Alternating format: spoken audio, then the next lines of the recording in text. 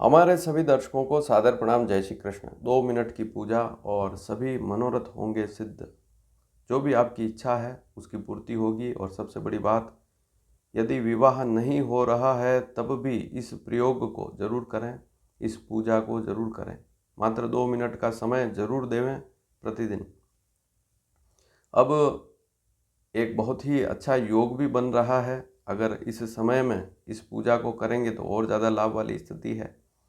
लेकिन वर्ष भर में कभी भी इस प्रयोग को आप कर सकते हैं। चाहे 1 महीना करें, चाहे 2 महीना करें, एक बार करके ज़रूर देखें। कम से कम 1 महीना तो इस उपाय को ज़रूर करके देखें।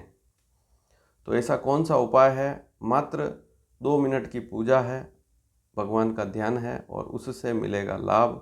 सारे मनोरथ होंगे सिद्ध। अभी अधिक मास शुरू होने वाला है। 18 जुलाई से लेकर 16 अगस्त तक अधिक मास रहेगा। और श्रावण मास भी है। अधिक मास कौन सा है? श्रावण मास है। तो अधिक मास में भगवान विष्णु की पूजा करना बहुत ही अच्छा रहता है। उनकी पूजा करें तो सभी मनोरथ पूरे होते हैं। केवल 2 मिनट की पूजा आपको लाभ देने वाली सिद्ध होगी।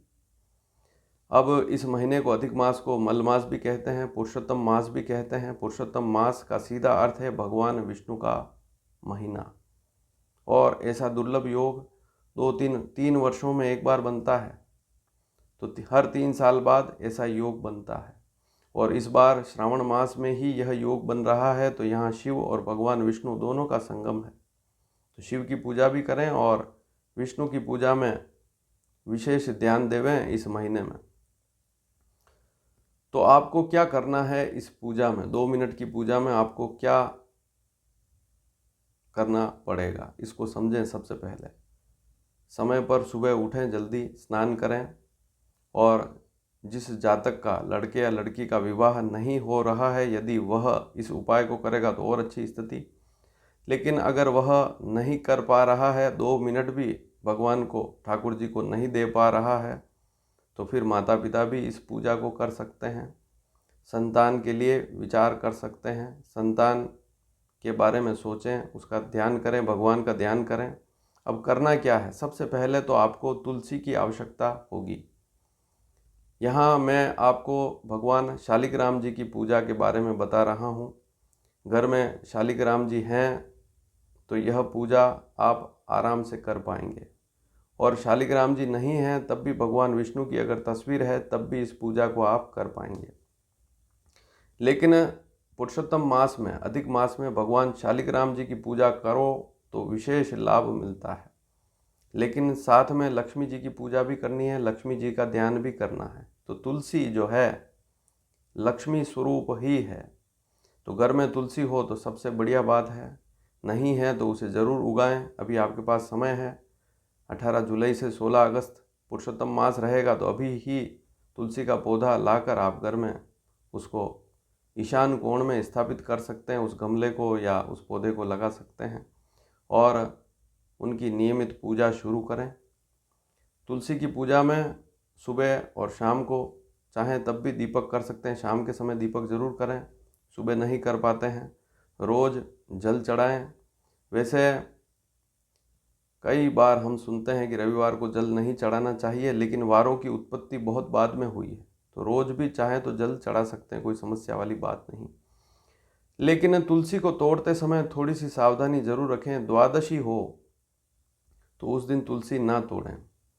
इसके अलावा एकादशी को भी हो सके तो तुलसी ना तोड़ें, क्योंकि तुलसी अगर 5 दिन पहले भी तोड़ ली है तो कोई समस्या वाली बात नहीं है। बहुत सी बार मंगलवार, शनिवार भी बोलते हैं, रविवार भी बोलते हैं कि तुलसी नहीं तोड़नी चाहिए, लेकिन वार का ऐसा कोई बंधन नहीं है। द्वादशी के दिन तुलसी नहीं तोड़नी चाहिए। अमावस्या हो तो उस दिन भी तुलसी ना तोड़ें, पूर्णिमा के दिन भी तुलसी ना तोड़ें, एकादशी के दिन भी तुलसी ना तोड़ें। अन्य दिनों में आप तोड़ सकते हैं। अब तुलसी को जब भी तोड़ते हैं तो वहाँ पर जैसे एक ही डंठल में 4-5 पत्तियाँ हो, पूरा दल हो, तुलसी दल, उसमें 5-7 पत्तियाँ हो, ऐसी तुलसी तोड़ें तो ज़्यादा अच्छी स्थिति रहेगी। एक एक पत्ते को ना तोड़ें। और सबसे बड़ी बात, तुलसी के ऊपर जो मंजरी आती है, ऊपर बीज, हरे हरे बाद में जाकर बीज बन जाते हैं। मंजरी भी साथ में तोड़ेंगे तो और अच्छी स्थिति है। मंजरी के साथ में 5-7 पत्ते हो तो बहुत अच्छी स्थिति रहेगी। उसको तोड़कर तैयार रखें। आप किसी पूजा की थाली में उसे ज़रूर रख लेवें सुबह उठते ही, या एक दिन पहले तोड़ लेवें। यदि द्वादशी है या एकादशी है तो पहले, एक दिन पहले या 2 दिन पहले ही उसको तोड़ लेवें। उसमें कोई समस्या नहीं है। यदि वह सूख भी गई है तो कोई समस्या वाली स्थिति नहीं है। वैसे नहीं सूखेगी, श्रावण मास में तो बिल्कुल नहीं सूखेगी। और यदि उस दिन द्वादशी नहीं है, द्वादशी में विशेष ध्यान देवें। अन्य तिथियों में इतनी कोई समस्या वाली बात नहीं। द्वादशी के दिन तुलसी बिल्कुल ना तोड़ें, इस बात पर ध्यान दें। अन्य दिनों में तोड़ सकते हैं। तोड़कर उसे आप लाएं, पूजा स्थान पर किसी पवित्र थाली में रखें। थाली 1-2 थालियाँ ऐसी खरीद कर लाएं जो तांबे की हो, क्योंकि तांबा जो धातु है सबसे पवित्र धातु है, तो उसको ज़रूर साथ में रखें पूजा में। और पूजा के हिसाब से ही उस थाली को साथ में रखना है। उस थाली को अन्य किसी काम में प्रयोग नहीं लाना है, इस बात पर भी ध्यान दें। एक तांबे का लोटा लें, उसमें जल भरें, उसमें थोड़ा सा गंगा जल 1-2 बूंद डाल देवें ताकि वह जल और अच्छा शुद्ध हो जाए। या उसमें गंगा जल मिल जाएगा तो और ज़्यादा पवित्र स्थिति हो जाएगी। उसमें आप तुलसी के कुछ पत्ते डाल सकते हैं उस जल में, और कुछ तिल के दाने भी डाल सकते हैं चाहें तो। और आपको क्या करना है, एक तांबे की थाली में, छोटी थाली हो या बड़ा कोई कटोरा हो तांबे का पूजन का रखें, उसमें शालिग्राम जी को बिठाएं और उनको आसन देकर और सबसे पहले जलाभिषेक करें, उनको जल से स्नान कराएं। अब जल कौन सा लेना है, वही जल जिसमें आपने तिल डाले हैं, तुलसी पत्र डाले हैं, उस जल से भगवान शालिग्राम जी को स्नान कराना है। और स्नान कराना है तो इसमें तांबे के लोटे से भी करा सकते हैं। वैसे अगर शास्त्रों को पढ़ेंगे तो वहाँ दक्षिणावर्ती शंख लिखा है। शंख में उस जल को भर के, तुलसी, तिल और जल तीनों जो मिक्सचर है उसको आप दक्षिणावर्ती शंख में डालकर उस जल को, और फिर उस शंख से भगवान शालिग्राम जी को स्नान कराते हैं तो और ज़्यादा अच्छी स्थिति रहती है। लेकिन स्नान कराते समय शंख दोनों हाथ साथ में रखें, बीच में शंख रखें दोनों हाथों में, और अंगूठा टच ना हो दोनों हाथों का, और फिर स्नान आप कराएं भगवान शालिग्राम जी को। और स्नान कराते वक्त आप ओम नमो भगवते वासुदेवाय नमः, या ओम क्लीं कृष्णाय गोविंदाय गोपीजन वल्लभाय नमः, या ओम लक्ष्मी नारायणाय नमः, ये तीनों ही मंत्र जो है मैं आपको यहाँ पर इसी वीडियो के नीचे डिस्क्रिप्शन में लिख कर दे दूँगा। वैसे बहुत सिंपल और साधारण से मंत्र हैं।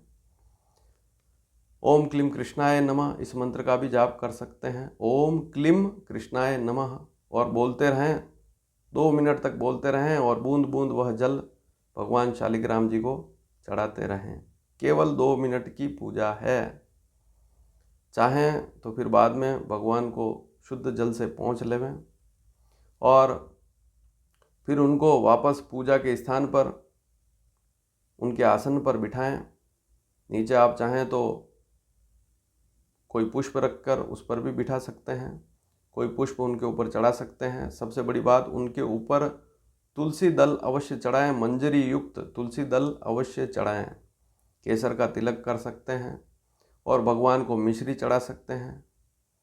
मिश्री ना मिले तो गुड़ चढ़ा सकते हैं, या और कोई ऋतुफल आप चाहें तो चढ़ा सकते हैं। प्रतिदिन यह क्रिया करेंगे। केवल 2 मिनट की प्रक्रिया है। पुरुषोत्तम मास पूरे महीने में अगर यह प्रक्रिया करेंगे, भगवान शालिग्राम जी की पूजा करेंगे और साथ में माँ लक्ष्मी का भी ध्यान करेंगे, तो आपके सारे मनोरथ सिद्ध होंगे। सिंपल सी प्रक्रिया है, इसमें कोई भी परेशानी वाली बात नहीं है। किसी नियम को फॉलो नहीं करना है। और जो तुलसी बाद में दूसरे दिन चाहें तो प्रसाद रूप में, और जिस जल से भगवान शालिग्राम जी को आपने स्नान कराया उसको प्रसाद रूप में आप ग्रहण भी कर सकते हैं। वैसे शालिग्राम जी अगर घर में ना हो, पूजा स्थान में नहीं है, तो भगवान विष्णु की कोई मूर्ति है, उनको भी जल का छींटा देकर स्नान करा सकते हैं, उनका ध्यान कर सकते हैं। और वैसे शास्त्रों में लिखा है कि शालिग्राम जी को खरीद कर नहीं लाना चाहिए, कोई प्रेम पूर्वक भेंट देवे या कहीं से आपके पास शालिग्राम जी आए तो ज़्यादा अच्छी स्थिति रहती है। तो इस बात को समझना भी बहुत ज़रूरी है। तो शालिग्राम जी की पूजा 1 महीने तक करें और केवल सामान्य सी पूजा करें। 2 मिनट से ज़्यादा आपको पूजा नहीं करनी है, लेकिन इन 2 मिनटों में आपका ध्यान कहीं और नहीं होना चाहिए। ना तो नौकरी में हो, ना अन्य किसी काम में हो, ना परिवार के किसी अन्य ऐसा कोई काम है जो उलझन वाला काम है, वहाँ अगर आपका दिमाग चला गया तो आपकी पूजा जो है वह 2 मिनट की पूजा भी पूर्ण नहीं कहलाएगी।